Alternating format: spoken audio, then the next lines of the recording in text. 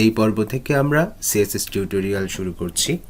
কয়েকটি পর্ব শেষ করার পর আমরা আবারও HTML এর কয়েকটি অ্যাডভান্সড টপিকস নিয়ে আলোচনা করব।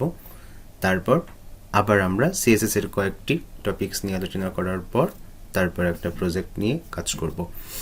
তো চলুন আমরা CSS এ চলে যাই। তো আমরা দেখতে পাচ্ছি CSS, এটার ফুল মিনিং হচ্ছে cascading style sheet. Cascading style sheet.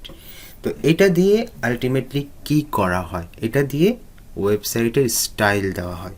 যদি আমরা ওয়েবসাইটে ফিরে যাই, আমরা এখানে একটা ওয়েবসাইট দেখতে পাচ্ছি। তো এই ওয়েবসাইটে আমরা এখানে যে ফন্ট দেখতে পাচ্ছি, এই ফন্টের একটা সাইজ আছে, এই ফন্টের একটা কালার আছে। এই নিচেই আরও একটা ফন্ট দেখতে পাচ্ছি, ভিন্ন একটা ফন্ট। তো এই ফন্টেরও কিন্তু একটা সাইজ আছে, একটা কালার আছে। তারপর এখান থেকে এই পর্যন্ত কতটুকু স্পেস রয়েছে, এখানে আর কতটুকু স্পেস হলে এটা আরও সুন্দর দেখাতো। এই যে একটা ব্যাপার, এই ব্যাপারগুলো দিয়েই আমরা CSS শিখব। আর এই ব্যাপারগুলো করার জন্য আমাদের কিন্তু CSS এর প্রয়োজন হবে। আমরা যদি একটু নিচের দিকে যাই, তো আমরা দেখতে পাচ্ছি যে এই যে একটা সেকশন, এই সেকশানে আমরা এই যে যখন আমরা এর উপরে মাউস নিয়ে আসছি, তখন এটা একটু হালকা করে একটা শ্যাডো পাচ্ছে, একটা বর্ডার পাচ্ছে। ওকে, এখানে আনলে একটা শ্যাডো পাচ্ছে, একটা বর্ডার পাচ্ছে। আবার এখানে আসলেও একটা শ্যাডো, একটা বর্ডার পাচ্ছে, হালকা একটা শ্যাডো পাওয়া যাচ্ছে এখানে, একটু খেয়াল করলে দেখতে পাবেন। এরপর এই যে এই টাইটেলের উপরে এইখানে একটা স্পেস আছে, এখানে একটা স্পেস আছে। এই স্পেসগুলো না দিলে কিন্তু এই সেকশনটা এত সুন্দর দেখাতো না। তারপর এই যে টেক্সট আছে, এই টেক্সটটা এখান থেকে এই পর্যন্ত স্পেস আছে, এখান থেকে এই পর্যন্ত স্পেস আছে।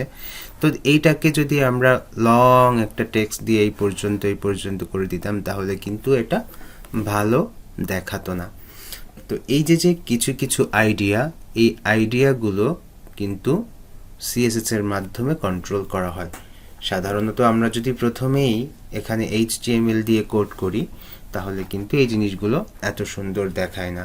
এই সব জিনিসগুলো বাম থেকে শুরু হবে, এভাবে কোথাও আসবে না। পরে আস্তে আস্তে আমরা এগুলো কিন্তু CSS দিয়ে সুন্দর করে কন্ট্রোল করার চেষ্টা করি। এইখানে একটা সেকশন দেখা যাচ্ছে, এই যে। ওকে, তো প্রথমে আমি আপনাদেরকে একটু বলি এই সেকশনে কি করা হয়েছে। এই যে পেছনে একটা ব্যাকগ্রাউন্ড আনা হয়েছে, এই ব্যাকগ্রাউন্ড ইমেজটা কিন্তু আমরা CSS এর মাধ্যমে এখানে ইনসার্ট করছি। HTML এর মাধ্যমেও করা যায়, কিন্তু সেক্ষেত্রে ইনলাইন CSS এর প্রয়োজন হয়। যাই হোক, আমরা পরবর্তীতে দেখব। তো এরপর এইখানে আমরা একটা ওভারলে দেখতে পাচ্ছি। এই ওভারলে এর মাধ্যমে আমরা এমনভাবে একটা ইফেক্ট এখানে সেট করছি, যেটার মধ্য দিয়ে ইমেজটাকে হালকা করে একটু দেখা যাচ্ছে। ওকে, এরপর এখানে 6টা অপশন আছে। আমরা এখানে সার্ভিস নাম দিয়েছি। এই সার্ভিসগুলো কিন্তু এখানে এভাবে আমরা সেট করছি। যেমন এখানে যে ওভারলে আছে, সেই ওভারলের উপরে এখানে আমরা আরও একটা ওভারলে সেট করছি। তারপর হোভার করার পর আরও একটা ওভারলে সেট করছি। এই যে সিস্টেমগুলো, এই সিস্টেমগুলো কিন্তু সব কিছুই এই CSS দিয়ে কন্ট্রোল করা হয়েছে। ওকে, তো এই ব্যাপারগুলো যদি সুন্দর করে দেখতে চান, জানতে চান, তাহলে আমাদের এই ভিডিওগুলো একটু দেখার চেষ্টা করবেন। তো এই ব্যাপারগুলো কিভাবে করে সব কিছু আমি আমার ভিডিওতে দেখানোর চেষ্টা করব। অনেকগুলো CSS এর উপরে ভিডিও টিউটোরিয়াল থাকবে এই সিরিজে, তো আপনারা যদি সময় পান অবশ্যই দেখার চেষ্টা করবেন। এরপর আমরা এখানে দেখতে পাচ্ছি যে আরও কিছু অংশ এই জায়গায় রয়েছে। যেমন আমরা দেখতে পাচ্ছি যে এইখানে যতগুলো পোর্টফোলিও আইটেম রয়েছে, সবগুলো একটা একটার সাথে কিন্তু লেগে আছে, কোনো স্পেস আমরা কিন্তু রাখিনি।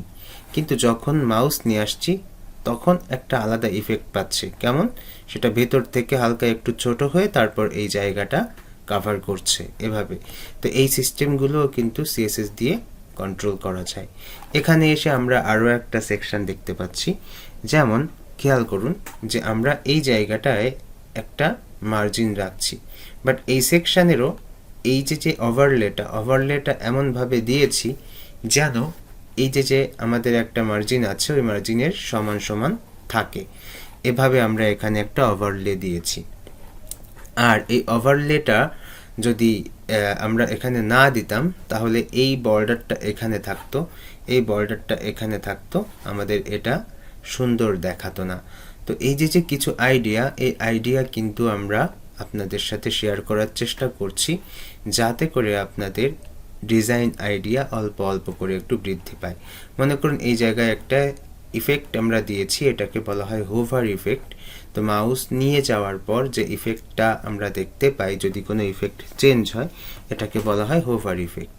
ওকে, তো ঠিক আছে, আমরা মোটামুটি কিছু জিনিস বা কয়েকটি ইফেক্ট আমরা এখান থেকে দেখতে পেলাম যে জিনিসগুলো আমরা সিএসএস দিয়ে তৈরি করছি। আর এখানে এই যে স্লাইড হচ্ছে, এই ব্যাপারগুলো কিন্তু জাভাস্ক্রিপ্ট দিয়ে তৈরি করে, এগুলো সিএসএস দিয়ে না। বাট এই ওয়েবসাইটে সিএসএস দিয়ে যা কিছু আমরা করছি সেগুলো আমি আপনাদের সাথে শেয়ার করার চেষ্টা করছি, যে এই ফন্টের সাইজ, ফন্টের কালার, তারপর এখানে কোন অংশ কোন জায়গায় থাকবে, এভাবে পাশাপাশি থাকবে নাকি উপর নিচে থাকবে, এখানে কতটুকু স্পেস পাবে, এখানে কতটুকু স্পেস পাবে, তারপর ফন্টের যে লাইন আছে সেই লাইন হাইট কতটুকু থাকবে, এই যে এক একটা ব্যাপার, এই ব্যাপারগুলো সব কিছু আমরা সিএসএস দিয়ে কন্ট্রোল করতে পারি। এখানে যে ইফেক্ট পাচ্ছে এটাকে বলা হয় ওভারলে। তো আপনি স্টেপে কয়টা স্তরে ওভারলে সেট করতে পারেন, সবগুলো কিন্তু আমরা সিএসএস দিয়ে কন্ট্রোল করতে পারি বা এগুলো সেট করতে পারি। তো ঠিক আছে, আমি আপনাদেরকে বোঝানোর চেষ্টা করছি যে সিএসএস দিয়ে কি করা হয়। তো এই পর্ব এই পর্যন্তই, আগামী পর্বের আমন্ত্রণ জানিয়ে আজ এখানেই শেষ করছি। আল্লাহ হাফিজ।